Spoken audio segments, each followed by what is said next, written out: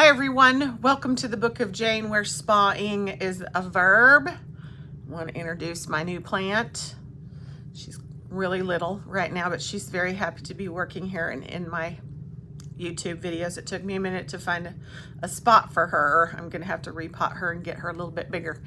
Anyway, let's get on to the subject of this video. Okay, a couple weeks ago I put out in my shorts a question for my viewers and my subscribers, and the question is, what would Jane do? What would Jane do at a spa when I wasn't happy with the work? What would Jane do in esthetician's room when she was hurting my face? Or, you know, like, what would Jane do in the world of spas and estheticians and massage and, you know, the thing that the channel's about? What would you do in a very uncomfortable situation? So the first question that I got, which I'm super excited to answer, is what would Jane do if she requested a female therapist but got to the spa and a male therapist walked in the room? And let's say that I really had a thing about not having male therapists work on me, and he walks in and I'm already laying on the table naked, and what do you do? Okay, well, I'm going to run it from both sides as short as I possibly can. So from the client side, if that were me, I would look up, because you're usually face down when you start, I would look up and say, oh, I'm so sorry, I requested a female therapist. Maybe there was a miscommunication. You know, and bottom line is, if you are not comfortable with your therapist in a treatment room, do not let them touch you. Period.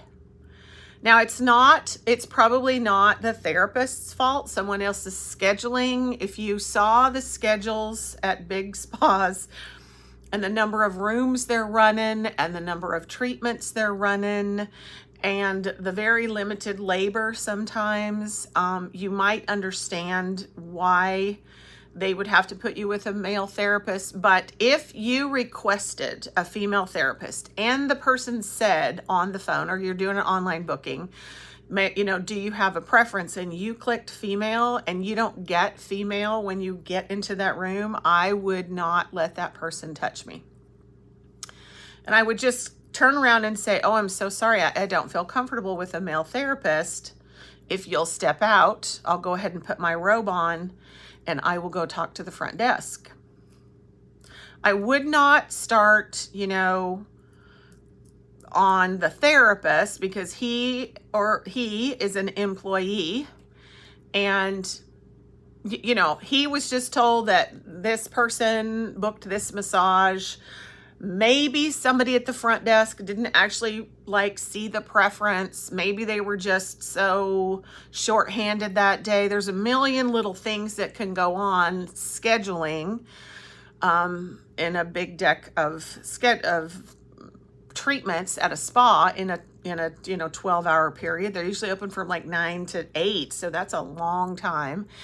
And people tend to be, you know, kind of wishy-washy. I would guess if I was working behind the spa counter and someone walked up and said, yeah, I want to change my appointment, you know, after it had been booked for 3 months or something, and there just isn't that sort of availability, and the person behind the desk is just trying to take care of the customer, I think it might be a little frustrating. However, go back up to the counter, go back up to the spa desk and say, there was a miscommunication. When I booked this appointment, I requested a female, and this gentleman walked into my room and I am not comfortable. Do you have something else available? And if they say, oh no, I'm so sorry, then you should never get charged for that appointment. And if someone said, well, we're going to have to charge you, you know, $75 anyway, then I would talk to the manager and I would be very calm and collective about it. And, you know, state your business, state that I asked for a female therapist. This is what happened. And they should take care of you. Now, let's say you're with a big group of people, like you're on one of my spa trips, and this happens, and then all of a sudden you don't get a treatment that day. You know, there's nothing available. There's no other female therapists, or the only thing that might be available is the $245 hour and a half something, and you just didn't want to spend that much money. So at that point, if they ask you, would it be possible that you pay a day pass rate and go ahead and enjoy all the spa facilities? I would be okay with that too. If I were the manager of the spa, I wouldn't even make you do that. But I do understand what the books look like at a spa and what the expenses are at a spa. So I'm never like demanding things. I'm very calm when I ask to speak to the manager, which I have done a million times.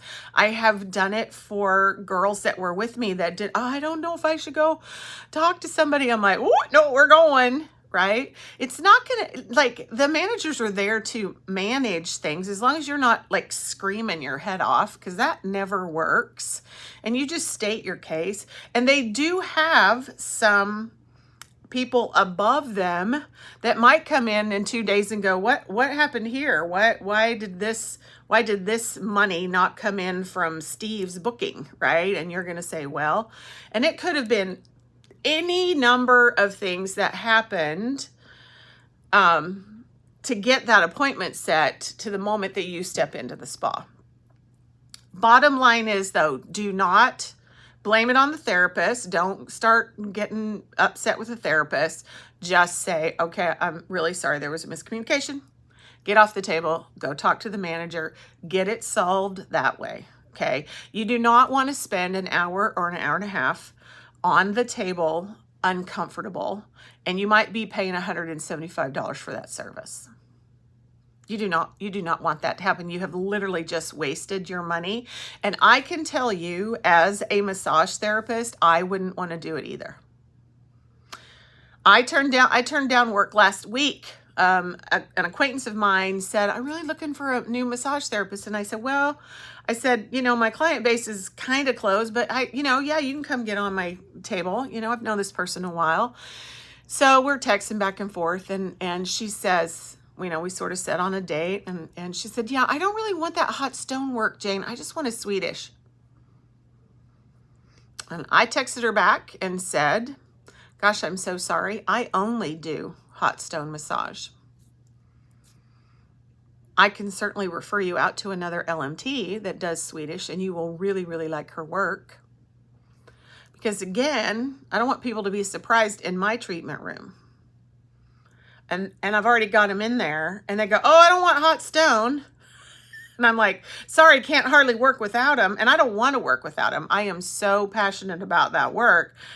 It's just better for everybody all around to say, oh, I'm so sorry, we miscommunicated. Come off the table and I will find you a therapist that you like. And that's it. So you got to be really, really clear. And it's really the bottom line to this question. The bottom line to this question is that it is your money and your hour or hour and a half on that table, and you want what you want in that treatment room, and that's the way it should be, and that should be the bottom line on that. So I really hope that this helped you. If you ever come across that, please let me know if you have any other questions in the What Would Jane Do category here on my channel, because I would love to talk about things that happen in the spa world and how you handle them.